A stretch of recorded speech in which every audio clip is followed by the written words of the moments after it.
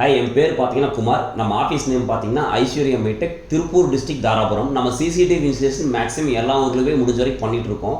நிறைய பேர் கேட்குற டவுட் என்னென்னு பார்த்தீங்கன்னா, நம்ம வீட்டில் 4 கேமரா மாட்டிக்கிறோம், டிவிஆர் என்விஆர் வச்சிருக்கோம், அரல்ஸ் ஒய்ஃபை கேமரா மாட்டலாம் ஐடியா இருக்கிறோம். பட் ஆனால் எங்கள் ஊரில் ஃபைபர் கனெக்ஷன் இல்லை, வில்லேஜ் சைடில் அப்படின்னு நிறைய பேர் கேட்குறீங்க. மேக்ஸிமம் டவுன் சைடு எல்லாமே ஃபைபர் கனெக்ஷன் இருக்கும். அதாவது லோக்கல் இன்டர்நெட்டு ஃபைபர் நெட் வந்து பார்த்தீங்கன்னா ஏர்டெல் ஒரு டைப் பண்ணியிருப்பாங்க, அரல்ஸ் ஜியோ மேலே கொடை வச்சு ஆண்டனா வச்சு மாட்டி கொடுப்பாங்க. அந்த மாதிரி ஃபைபர் நெட் கனெக்ஷன் இல்லாத இடத்துல நம்ம என்ன பண்ணலாம்னா, கேமரா வெளியிருந்து ஆக்சஸ் பண்ணி பார்க்கறதுக்காக வீட்டுக்குள்ளே ஒரு மல்டி சிம் டாங்னு சொல்லுவோம். எந்த சிம் கார்டு வேணால் உள்ளே போட்டுக்கலாம். ஜியோ, ஏர்டெல், பிஎஸ்என்எல் என்ன டவர் நமக்கு நல்லா கிடைக்குதோ அந்த சிம்மோட பர்ச்சேஸ் பண்ணி அந்த டாங்குக்குள்ளே போட்டுறணும். அதுக்கு ப்ராப்பராக ரீசார்ஜ் பண்ணி வச்சிட்டோம்னா நம்ம சிசிடிவி வீட்டில் மாட்டிக்கிற சிசிடிவியை வெளியிருந்து எங்கேயாலும் ஈஸியாக மொபைல் ஆக்சஸ் பண்ணி பார்த்துக்கலாம். அதுக்கு நம்ம ஃபோனில் போட்டிருக்க சிம்முக்கு எப்படி ரீசார்ஜ் பண்ணுறோமோ அதே மாதிரி அந்த சிம்முக்கு நம்ம டேட்டா பேக் மட்டும் போடக்கூடாது.